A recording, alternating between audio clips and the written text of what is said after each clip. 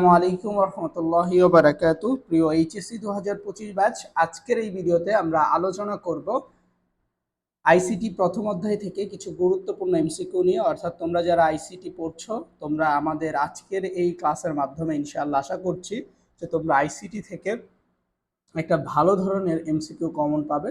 So যারা এই ভিডিওটা দেখবা, শেষ পর্যন্ত দেখবা, এরপর ইনশাল্লাহ আমরা প্রথম অধ্যায়ের পর দ্বিতীয় অধ্যায়ের উপর সেম একইভাবে তোমাদের একটা ভিডিও দিব। এরপর তৃতীয় অধ্যায়, তারপর চতুর্থ, তারপর পঞ্চম, অর্থাৎ প্রত্যেকটা অধ্যায়ের ভিডিও দেওয়া হবে তোমাদেরকে।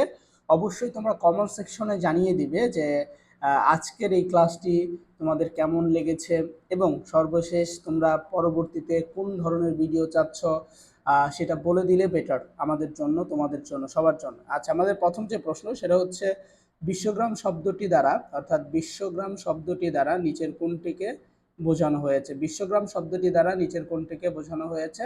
তো এটা হচ্ছে ছোট গ্রাম, বড় গ্রাম, তথ্য প্রযুক্তি নাকি মাইক্রোসফট? সো দেখো, বিশ্বগ্রাম হচ্ছে একটা পরিবেশ বা গ্লোবাল ভিলেজ যেটাকে বলা হয়। সো বিশ্বগ্রাম হচ্ছে গ্লোবাল ভিলেজ। সো এই ব্যাপারটা হচ্ছে একটা তথ্য প্রযুক্তিকে বোঝানো হয়েছে। কোনটিকে বোঝানো হয়? তথ্য প্রযুক্তিকে। এবং সর্বপ্রথম বিশ্বগ্রাম ধারণার অবর্তনা করেন কে? Marshall McLuhan. অর্থাৎ মার্শাল ম্যাকলুহানই সর্বপ্রথম বিশ্বগ্রাম ধারণাটি ব্যাখ্যা করেছিলেন, যার ফলশ্রুতিতে এখন হচ্ছে এই বিশ্বগ্রামটা চারিদিকে ছড়িয়ে পড়েছে। দেন 3 নম্বর প্রশ্ন, কোন দেশকে স্বল্প সময়ের মধ্যে উন্নত দেশের সারিতে আনতে হলে এর নিচের কোন উপাদানের উপস্থিত আবশ্যক? অর্থাৎ আমরা যদি চাই কোনো একটা স্বল্প উন্নত একটা দেশ, সেটাকে হচ্ছে আমরা যদি উন্নত দেশের মধ্যে সারিতে নিয়ে আসতে চাই, তাহলে অবশ্যই সেই দেশে তথ্য যোগাযোগ প্রযুক্তি থাকতে হবে। কি থাকতে হবে? তথ্য যোগাযোগ প্রযুক্তি। যদি সেখানে তথ্য যোগাযোগ প্রযুক্তি থাকে তাহলে খুব তাড়াতাড়ি সম্ভব। দেন 4 নম্বর প্রশ্ন, যোগাযোগ ব্যবস্থার অবর্ণীয় পরিবর্তনের একটি মাইলফলক কোনটি? অবর্ণীয় একটি পরিপূর্ণ মাইলফলক হচ্ছে বিশ্বগ্রাম। দেন আমাদের 5 নম্বর প্রশ্ন, বিশ্বগ্রামের সাথে কিসের সম্পর্ক? বিশ্বগ্রামের সাথে ইন্টারনেটের সম্পর্ক, কারণ ইন্টারনেট ছাড়া বিশ্বগ্রাম সম্ভব নয়। কারণ বিশ্বগ্রাম হচ্ছে এমন একটা পরিবেশ, যেই পরিবেশটার মধ্যে মানুষ অনেক দূরে দূরে বসবাস করে, বাট ইন্টারনেটের মাধ্যমে তারা মনে হচ্ছে যে একটি খুবই ছোট্ট একটা গ্রামের মধ্যে বসবাস করছে। সো এই ব্যাপারটাকে বোঝা, অর্থাৎ ইন্টারনেটের মাধ্যমে সবাই কানেক্টেড থাকে একে অপরের সাথে। তারপর বিশ্বগ্রামের ধারণা কত সালে রূপ নেয়? অর্থাৎ বিশ্বগ্রামের ধারণাটার রূপ নিয়েছিল কত সালে? 1970 সালে। কোন ব্যবস্থার ফলে? অর্থাৎ কোন ব্যবস্থার ফলে কাজের গতি বেড়েছে এবং সময়ের অপচয় কমেছে? সো এটা আমরা অলরেডি জানি, তথ্য যোগাযোগ প্রযুক্তির মাধ্যমে। কিসের মাধ্যমে বিশ্বগ্রাম সমগ্র বিশ্বে কর্মসংস্থানের সুযোগ সৃষ্টি করে দিয়েছে? মোবাইলের মাধ্যমে। ই কমার্স নিচের কোন ক্ষেত্রে সবচেয়ে বেশি প্রভাব ফেলেছে? অর্থাৎ ই কমার্স মানে হচ্ছে ইন্টারনেটের মাধ্যমে ব্যবসা বাণিজ্য, এটাই হচ্ছে ই কমার্স, তাহলে ব্যবসা বাণিজ্যই হবে। দেন 10 নম্বর প্রশ্ন, কায়োসার্জারি চিকিৎসা কোন ধরনের চিকিৎসা নির্ণয় ব্যবহার করা হয়? কায়োসার্জারি চিকিৎসা হচ্ছে চামড়ার ক্যান্সার অথবা ক্যান্সার নিরাময়ে এই চিকিৎসা পদ্ধতি ব্যবহার করা হয়। এখানে কোনো রক্তপাত হয় না, বিনা রক্তপাতে হচ্ছে এটা ব্যবহার করা হয়। দেন আঙ্গুলের ছাপ নেওয়া হয় কোন পদ্ধতিতে? এটা আমরা সবাই জানি যে এখানে আঙ্গুলের ছাপ বলতে বায়োমেট্রিককে বোঝানো হচ্ছে, কারণ জেনেটিক ইঞ্জিনিয়ারিংয়ের মধ্যে কোনো আঙ্গুলের ছাপ নাই, কারণ এটা হচ্ছে নতুন কোনো কিছু তৈরি করা, উদ্ভাবন করা। ঠিক আছে। দেন ইনফরমেটিভ, এখানেও নাই, বায়ো ইনফরমেটিকও নাই, সো এটা বায়োমেট্রিক হবে। সো এটা আমরা জানি। দেন বর্তমানে কোন ব্যবস্থায় একজন ছাত্র ক্লাসে না গিয়ে ঘরে বসেই যে কোনো শিক্ষকের ক্লাসে অংশগ্রহণ করতে পারে? কোন অবস্থায়? এটা আমরা সবাই জানি যে তার বাসায় যদি ইন্টারনেট থাকে, তাহলে সেই ইন্টারনেটের মাধ্যমে খুব সহজেই কি করতে পারবে? ক্লাসে না গিয়েও ক্লাসের পড়াটা সে বাসায় বসেই করতে পারবে। যেমন এখন তোমরা যারা আসো, তোমরা কিন্তু এই ক্লাসটা করার জন্য তোমাদের বাসা থেকে বের হচ্ছ না, তোমার ফোন হাতে থাকলেই তুমি সাথে সাথে ইন্টারনেটের মাধ্যমে এই ক্লাসটা করতে পারছো। দেন তোমাদের 13 নম্বর প্রশ্ন, বাস্তব নয় কিন্তু ব্যবহারকারী নিজের কোনটিকে বাস্তব মনে করেন? অর্থাৎ জিনিসটা বাস্তব নয়, বাট মনে হচ্ছে আসলে এটা বাস্তব। সো এই ব্যাপারটা হচ্ছে ভার্চুয়াল রিয়েলিটি, যেটাকে আমরা অনেক আগেই শুনেছি। দেন ভার্চুয়াল রিয়েলিটি হলো কাল্পনিক মাল্টিমিডিয়া ব্যবহার যা নিচের কোন অবস্থার সৃষ্টি করে? সেটা আমরা অলরেডি বলেছি যে একটা অদ্ভুত একটা বাস্তবতার জগতে হারিয়ে ফেলা, অর্থাৎ মনে হচ্ছে যে একটা বাস্তব পরিবেশে আমি রয়েছি, এরকম আর কি। ভার্চুয়াল রিয়েলিটি অ্যাপ্লিকেশন তৈরির জন্য কোন উপাদানটি নিয়ে কাজ করে? অর্থাৎ ভার্চুয়াল রিয়েলিটি অ্যাপ্লিকেশন তৈরির জন্য যেটা নিয়ে কাজ করে সেটা হচ্ছে এনভায়রনমেন্ট নিয়ে কাজ করে। দেন আর্টিফিশিয়াল ইন্টেলিজেন্সিটা আসলে কি? আর্টিফিশিয়াল ইন্টেলিজেন্সিটা কি? এটা কিন্তু আমরা সবাই জানি যে বর্তমানে যে ওপেন এআই আছে, অর্থাৎ এআই যে প্রযুক্তি বের হয়েছে, এটাই হচ্ছে আর্টিফিশিয়াল ইন্টেলিজেন্সি।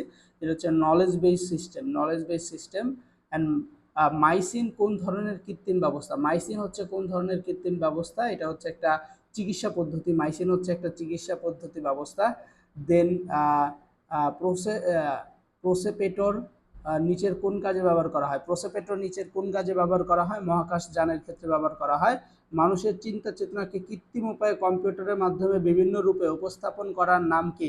অর্থাৎ মানুষের যে চিন্তা ধারণা আছে সেটাকে আমরা যদি আমাদের মাধ্যমে কম্পিউটারে রূপান্তর করি, তাহলে সেই মাধ্যমটাকে বলা হয় কৃত্রিম বুদ্ধিমত্তা। ঠিক আছে? দেন প্রযুক্তির যে শাখা রোবোটিক্স ডিজাইন, সংগঠন, সংকলন, নিয়ন্ত্রণ এবং পরিচালনায় সংযুক্ত হয় তাকে হচ্ছে রোবোটিক্স বলে।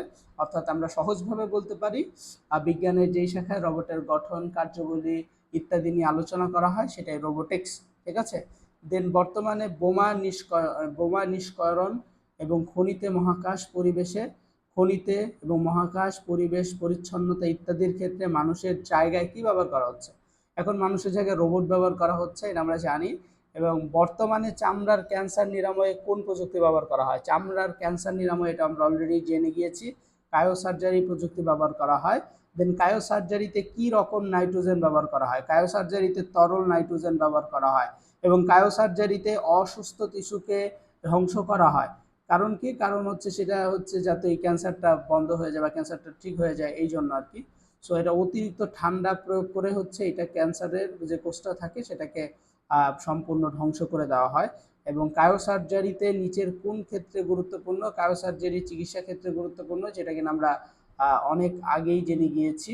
দেন আমাদের হচ্ছে কায়োসার্জারি, অর্থাৎ কায়োসার্জারি নিচের কোন পদার্থটি ব্যবহার করা হয়? কায়োসার্জারিতে হচ্ছে তরল পদার্থ, যেহেতু পানি ঠান্ডা করে ফেলা হয়, সো এটা অবশ্যই তরল। আজকাল বিজ্ঞানীরা মহাকাশে গবেষণার জন্য কি পাঠাচ্ছে? রোবট পাঠাচ্ছে। দেন মৃত ব্যক্তির ডিএনএ পর্যালোচনার জন্য প্রযুক্তি ব্যবহার করা হয়। কোন ধরনের প্রযুক্তি ব্যবহার করা হয়? এটা হচ্ছে একটা ডিএনএ, তাহলে এটা অবশ্যই বায়োমেট্রিক বা জেনেটিক ইঞ্জিনিয়ারিং। সো এখানে আপনার যে ব্যাপারটা জানতে হবে সেটা হচ্ছে মৃত ব্যক্তির ডিএনএ পর্যালোচনার জন্য প্রযুক্তি ব্যবহার করা হয়। যদি বলা হইতো যে ডিএনএ দিয়ে হচ্ছে কোনো কিছু নির্ণয় করা হয় বা শনাক্ত করা হয়, তাহলে এই উত্তরটা হয়তো তোমার বায়োমেট্রিক। বাট এখানে বলা হয়েছে যে মৃত ব্যক্তির ডিএনএ পর্যালোচনা করা হয় কোনটার মাধ্যমে? পর্যালোচনা করা হয় জেনেটিক ইঞ্জিনিয়ারিং এর মাধ্যমে। দেন পলিথিন, ফাইবার প্রভৃতি কোন পদ্ধতিতে প্রস্তুত করা হয়? এটা কোন পদ্ধতিতে? ন্যানো টেকনোলজিতে প্রস্তুত করা হয়। দেন নিচের কোনটির মাধ্যমে কৃষি পণ্যের বিভিন্ন রোগ নির্ণয়ের পরামর্শ দেওয়া হয়? মোবাইলের মাধ্যমে।